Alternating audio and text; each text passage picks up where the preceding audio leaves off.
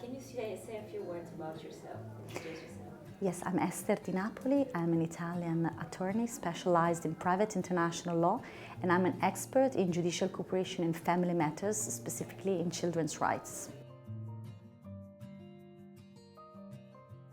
So, international family mediation is an out-of-court process where parents voluntarily accept to speak about their problems, their parenting problems, and they do that in the best interests of their children or their child. It's a process that is a sustainable process. Because why it's in the best interests of the child? Because parents talk about their children, they open communication one towards the other in the best interest of their son or of their daughter. And they do so in order to reach an agreement which is sustainable in time. So there's an important social element in mediation, which is the social sustainability. And as we say, I've often said that mediation is good for society, not just for courts because they are not overloaded of work, but it's good for society, for people, because they understand how to deal with conflict, which is normal for human beings. So anytime it's an approach, it's a human approach that would be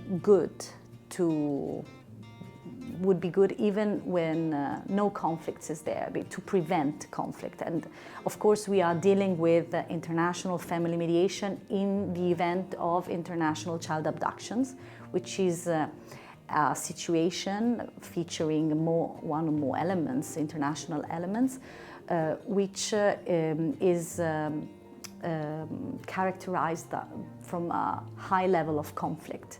Parents do not talk anymore, and one parent take the child away from his or her place of habitual residence.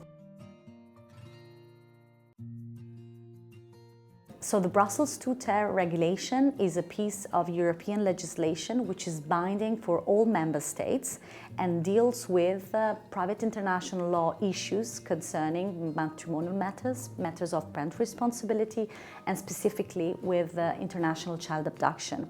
It's not an instrument which deals with the merits of family law, but deals with private international law issues. That is, what is the judge competent to decide over issues concerning those matters? What are the conditions for decisions, public instruments, or agreements to circulate among member states? In other states different from that of where the agreement was reached or the decision was issued. And finally, it integrates the 1980 Hague Convention on International Child Abduction when an intra-European child abduction takes place. And it's a tool to protect the best interests of the child through the mechanisms of private international law, as it translates the best interests of the child in a rule of proximity. So basically in one word is the habitual residence of the child, the element, the head of jurisdiction, which translates in this scenario the best interest of the child.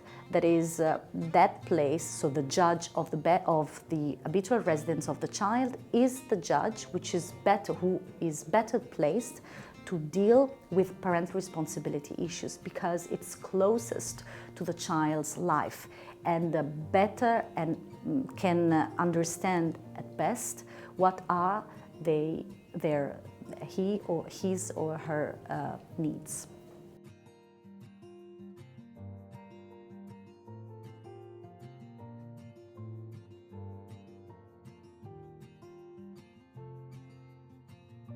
So the Brussels II-ter regulation, on the one side, fosters the recourse to cross-border family mediation, encouraging parties to jump out of court to solve their conflicts in the best interests of the child without a judge. But on the other, sets forth very specific criteria defining what is an agreement, which actually binds the parties to go back, to jump back to court, whether something goes wrong and whether the agreement doesn't go as they wanted. So if they do not comply with that.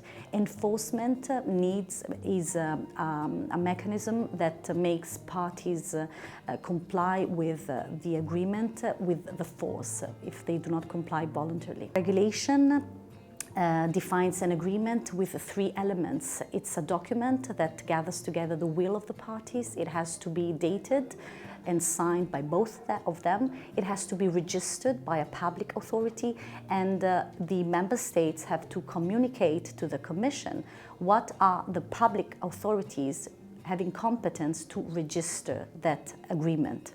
There is another element which is not binding and a criteria that has to be followed in order to have an agreement for the purpose of circulation, which is the evaluation that the public authority has to carry out on that document, document to have an agreement.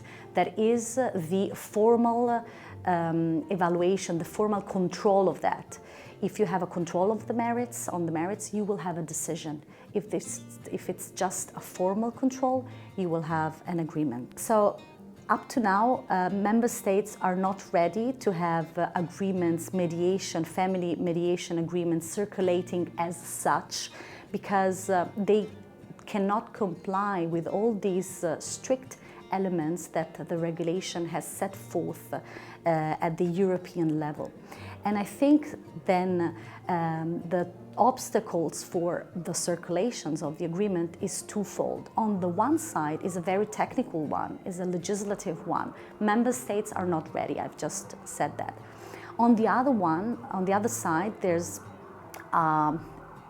more culturally rooted obstacle, which is the fact that if on the one side the regulation aims at fostering cross-border family mediation by telling the parties to go and to undergo a cross-border family mediation process, on the other, thinking about how to enforce that agreement means that the mediation didn't really work.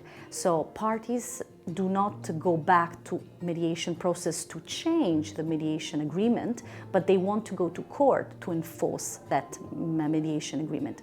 So somehow mediation failed. So this is an obstacle in my view, which is more rooted in on a cultural basis.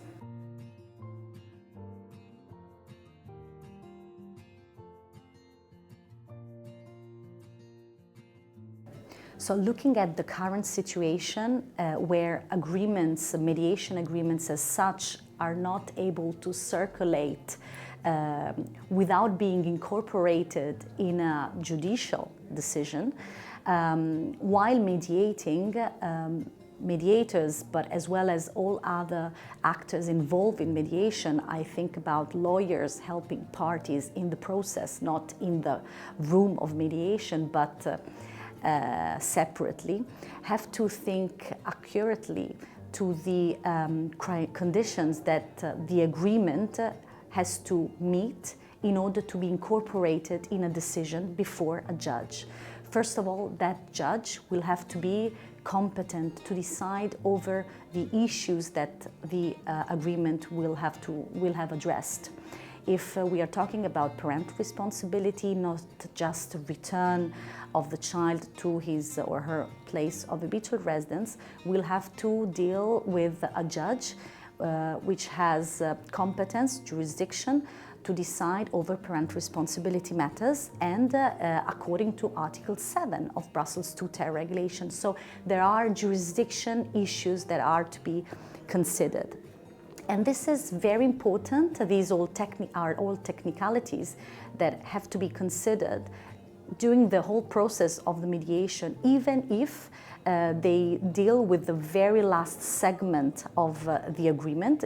They just even go beyond the reaching an agreement, because they deal with the enforcement. So with, I would say, the fail of the mediation as such, as a voluntary process, a participated process where parties are free to reach a solution by themselves. So enforcing now is something that goes out of the mediation agreement. These are all technicalities that have to be taken into consideration during the whole process, part of the same process of mediation, even if they refer to a segment which is not even part of the mediation itself, because it refers to a post-agreement moment where actually mediation failed.